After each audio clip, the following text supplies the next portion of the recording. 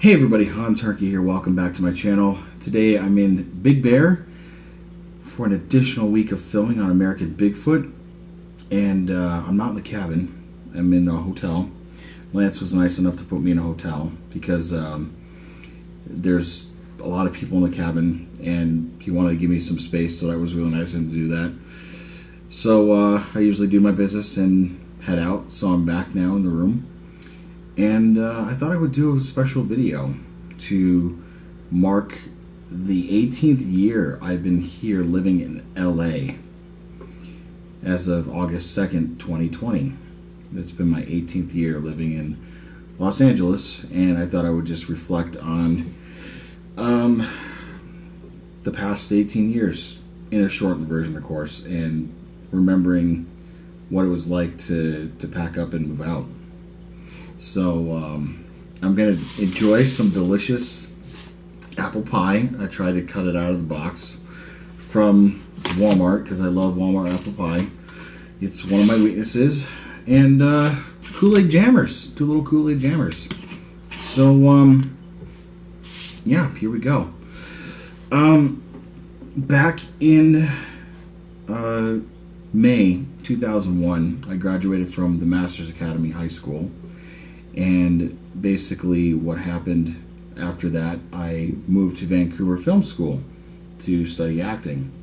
And I was only there for a couple months because a lot of the stuff I was hearing in class I already knew about. I didn't feel like that was my place there. And I had another opportunity come up that unfortunately did not work out, and that's what made me move back. Was that opportunity, which later didn't work out. I moved back before the day before 9/11 happened, and that was kind of a wake-up call that I got home safely. And then after that, I was like, what am I going to do? I'm here at home. I tried to pursue that other opportunity that never happened, and I got a job at a movie theater, Carmike Cinemas, which was like 10 minutes away from where I lived in Oviedo. Alright, I'm staring at this pie. I gotta take a bite because it's so delicious.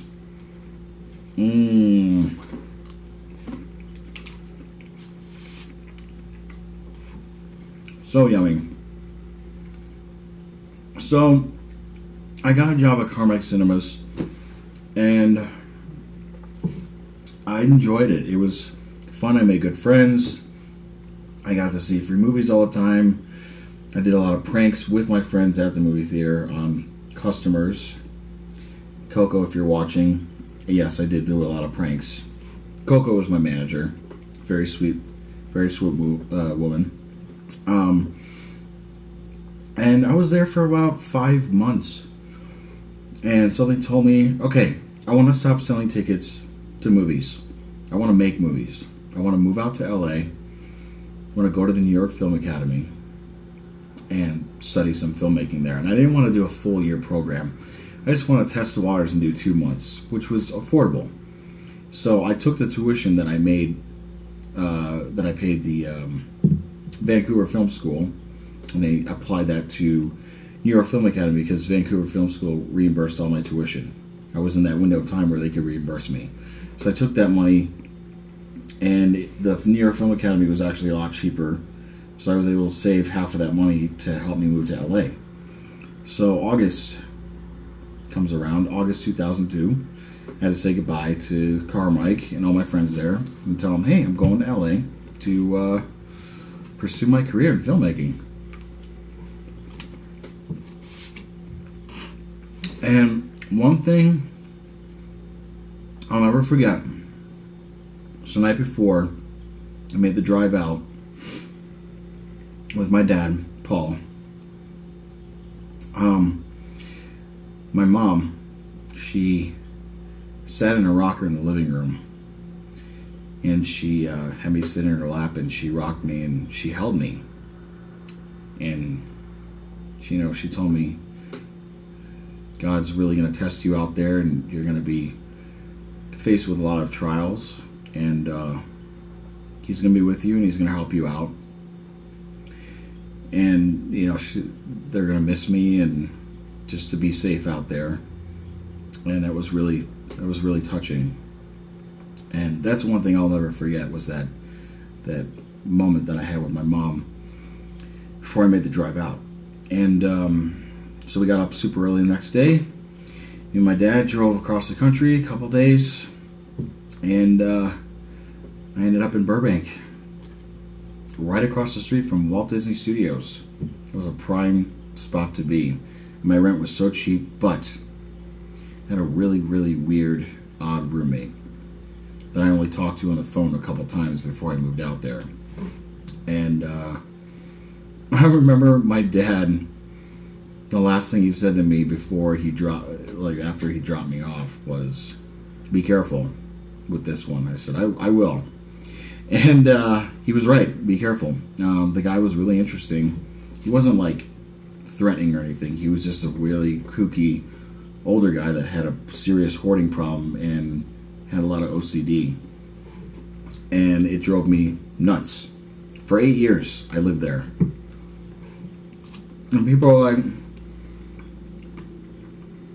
why would you want to live there for 8 years? Well, the reason why is because the rent was $420 a month, which is unheard of for LA. And I was right across the street from Walt Disney Studios. I was in the area where all the studios are, and I wanted to be in that prime location. Plus, it was 10 minutes away from school, New York Film Academy, which is on the Universal backlot. So, August, I started my program in New York Film Academy, and I had so much fun. I had a small class. I'd learned how to shoot and edit my films, mainly on film, and we also did some digital too. And the day I was always looking forward to was production workshops. So what we do is we go on the backlot, the real working backlot, and we would shoot our short films on the backlot. So I got to shoot my short film, my first one, where Steven Spielberg and all them made Jurassic Park 3. And it was so cool because I just saw that movie like earlier on, and now I'm actually on the set where they made that movie, and I got to make my first movie on that set. It was so cool. And every week we would be on a different part of the lot making our short films, and then we had a few days to edit it and then present it to class, and the teacher would analyze your filmmaking skills and your editing skills and give you some pointers. And then month 2 came. I made my other short film, my Forgiven short film, which won an award at a festival in New York later on. And after that, after graduating the program, I said to myself, what's next? So I signed up with Central Casting and all these casting agencies all over LA that do like background and stand-in stuff and things like that. And I started getting work on TV shows and movies almost every single day because I looked young. It's called 18 to Look Younger out in LA. And when you look super young, you're going to work all the time. So I was working almost every single day. And I was in the union as well, and that helps with your pay. You get a lot better pay when you're in the Screen Actors Guild. So that helped me earn my living while I was out there. I never had to like be a waiter or any of that stuff. And then as years went by, I just continued to do background work and network. And then I thought I need to start making my own opportunities and producing my own work and taking money that I've earned and putting it towards my own stuff. And from there on, the doors just kept opening. And the more people that you get to know, the more opportunities you have. But also, when you create your own opportunities, you also got to surround yourself with the right people that know what they're doing and that they're going to be a positive impact on your project too. And I met some really, really good people over time. And I learned a lot from them. Eventually, I started fading away from doing background work as much as I enjoyed doing it. You know, going to a costume fitting or you bring in your wardrobe. I really, like with the pandemic right now, I really wish I could go back to doing that because it's a good way to make money and it's very, flexible. Sometimes you could tell the agency, hey, I can't work these days. I got auditions. So it really worked out well doing it that way. And I started doing more stand-in work instead. And how I learned to do stand-in work is I would watch other stand-ins on set, see how they do their thing. And then one day I was asked by an assistant director, have you stood in before? In my mind I said, no. But out of my mouth came, yes, yeah, I have. Yeah, I've stood in before. All right, cool, you're going to stand in for this guy. Okay. So I go to set, and I go with the other stand-ins, and I watch what they're doing, and I kind of, asked them for a little bit of advice, show me the ropes, and they were very gracious, and they did that. And then all of a sudden I started learning more and more about what it was like to be a stand-in. And I prefer doing that a lot more now than background work. I still, like I said, I like doing background work because if there's no stand-in work, I will take background work. But stand-in work is where I really wanted my career to go because it's guaranteed income for however long the show is going to go. And with Animal Kingdom, the show I'm working on right now, we shoot for 6 months. So I have 6 months to make good money, put money aside, so when we wrap, I have the rest of the year to do things that I want to do. To create my own content, to make projects, work on different films that my friends are doing. It became very flexible for me, and that was my game plan. And people are like, why do you want to be a stand-in? Don't you want to be an actor? Well, of course I want to be an actor. But having a stand-in job for 6 months and the kind of money that the stand-ins make, that's guaranteed income. So I'd rather take 6 months out of my year to make really good money and put that aside for the rest of the year where I can go out on auditions and go be in my own projects. And that's how that worked out for me. That's sort of my secret. I kind of balanced everything out. And then I got married to my beautiful wife, Lisa, and she has been absolutely amazing. The time I met her, she's been very supportive of my career, and she lets me go out and do these things, and she trusts what I'm doing. And the Lord really blessed me with a really special wife. And she's my rock, and she's my everything, and she supports me 100%. She might not like the films that I do, where it's a horror film and I get killed or tortured. It seems to happen a lot in these movies, but yeah, it's been an interesting 18 years. I mean, that's sort of it boiled in a nutshell. But the first 8 years of being out here, they were pretty dark. I had some pretty dark times because of where I was living. My roommate was driving me insane with his nonsense. And I kept on persevering because the rent was so cheap. And I was working all the time, so I really wasn't home all the time. It just sort of all worked out. And then I joined party staff and I started catering. I remember said to myself when I moved out here, I never want to be in the restaurant industry. I never want to be a waiter. I just want to keep being in the film industry. Well, that all changed. And party staff provided me with a lot of work, a lot of opportunities, and I learned a lot about what it's like to be in the service industry, and that's a good thing.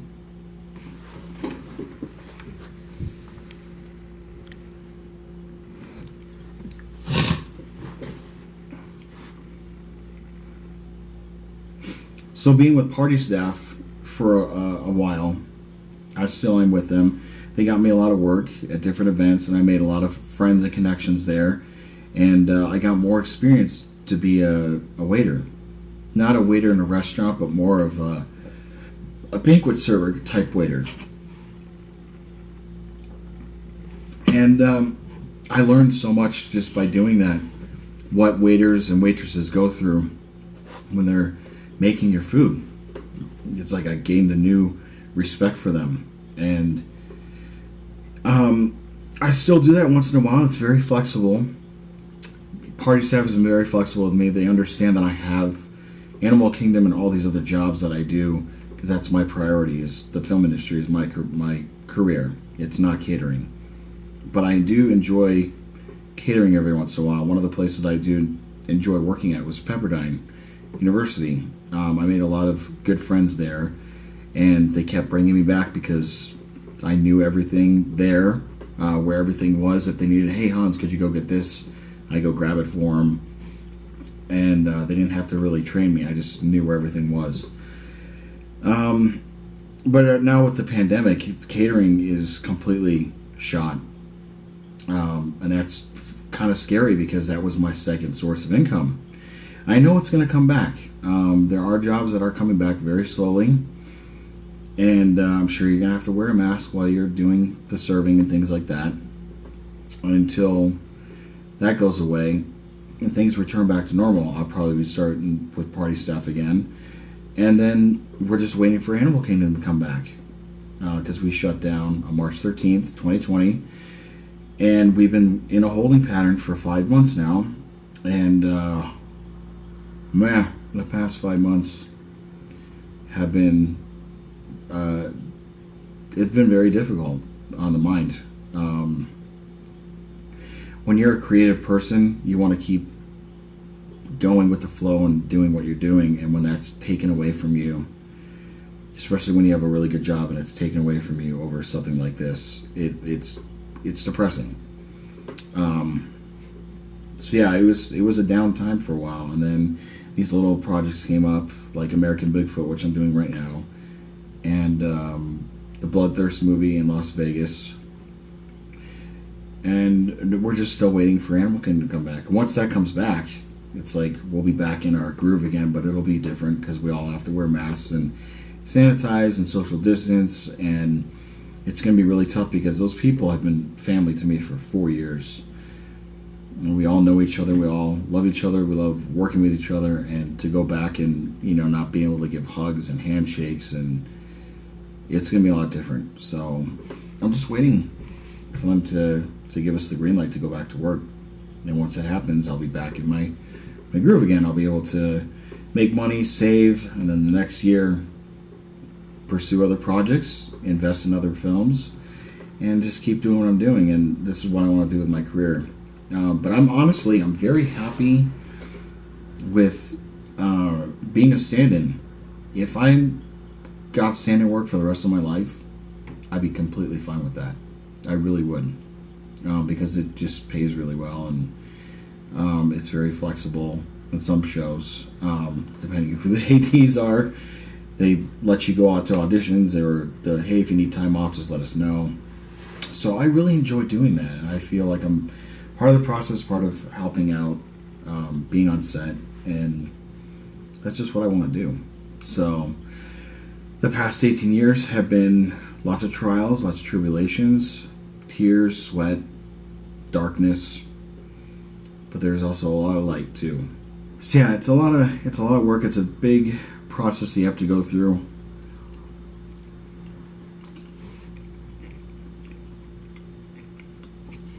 LA has definitely changed a lot since I've lived here.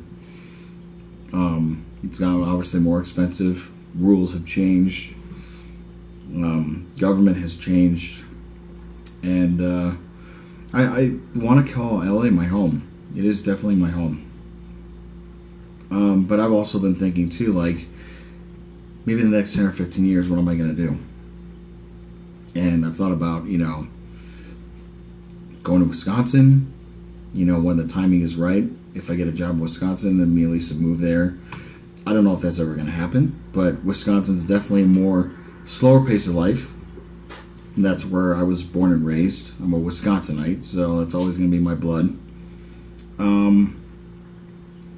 But I don't know what California is going to be like in the next 10 years. It's kind of frightening how it is right now, with homelessness and just the ridiculous people that are running our state. It's just absolutely, I can't wrap my head around it sometimes, how the lunacy of some of these people that are running our government here in California. So, but I just got to go with the flow. You just got to keep riding the wave, and don't give up. Just can't give up. And occasionally, you got to treat yourself to a nice slice of apple pie. And that's what I'm doing right now. Everybody's back at the cabin, watching movies, kicking back. Lance was kind enough to get me a room so I can have my space and go to sleep early. And look forward to shooting the rest of this movie. It's going to be a really ridiculous, over-the-top comedy that's kind of a parody on all those Monster Hunter shows, those Bigfoot shows on TV, with some other humor in it. So it's fun. I get to play a really fun character. And then it's after that, just gotta wait and see what happens with Animal Kingdom. But anybody that wants to move out to LA, just my advice to you is be really prepared financially, emotionally, mentally, and spiritually. Be prepared, because you are going to face a lot of hard times out here. You're going to face a lot of rejection. You are going to meet people that are just out to use you, abuse you, and suck you down the wrong path. I've been very close to going down some of those paths, but luckily my inside says no, I'm not doing that. And you have to hold your integrity. That's the most important thing. Just hold your integrity when you're out here. And you're going to learn from all those experiences too. Every film that I work on, I learn from all that experience with the people that I work with on set. You kind of weed the people out, the ones that are there because they want to make a career out of what they're doing, and those that just act like it's really just another job, another paycheck, or they're just there to have, they don't care about the process. They don't care. They just want to get their 15 minutes of fame and be done. That's not what I do. I want to keep working. I want to keep connecting with people and giving opportunities to people to work on my films. And it's kind of like you scratch their back, they scratch yours. And I've made a lot of connections doing that with filmmakers in the UK, especially. My friend Stephen Smith and Chris Sanders, they've put me in their films because I helped them produce their films. I helped them find money for their movies. I helped them put things together for their projects, and in return, they put me in their movie. And that, just forever grateful for those opportunities. It means a lot. And like I said earlier, you just got to reach out to people and find out who you're going to work well with. And you're going to find people that are not good for you, and you got to distance yourself from them. And it can be hard. It can be very, very hard. So, wrapping it up, it's been a very good 18 years, ups and downs, and I hope many more to come, many more years to come. But anybody that wants to move out to LA, become a filmmaker, become an actor or actress, and need any advice, just comment below on this video and reach out to me. My email is actorhans223@AOL.com. You can find me on Facebook, Instagram. Message me if you need help or advice. I want to help you. And that's what it's all about. It's about helping each other out and building each other up and being happy for those that have success, because one day you're going to get there too. In 18 years, I never thought I'd be where I am today with being a part of Animal Kingdom and being a part of all these other independent movies that are out there. Building my IMDb resume. It definitely shows that hard work pays off and not quitting pays off. So feel free to reach out. I'm here to help you. And when life gets you down just have a slice of apple pie because it's really good. No, all seriousness though, I hope you guys are well. All my regular subscribers to my channel, thank you so much for watching and supporting my channel, helping it grow. I definitely want to keep shooting more content, more interviews. It's been really hard to do that the past 5 months because of the pandemic. People don't want to get together. People don't want to do in-person interviews. Slowly that's starting to happen again, where I have people saying, hey, let's do an in-person interview. So I got more of those coming up. And continue to make movies, continue to have fun, continue to learn, and just have enjoy your life. And I know it's really hard for people to do that during these dark times, especially the past 5 months. So reach out to people if you need help, or if you need advice, or you need somebody to talk to.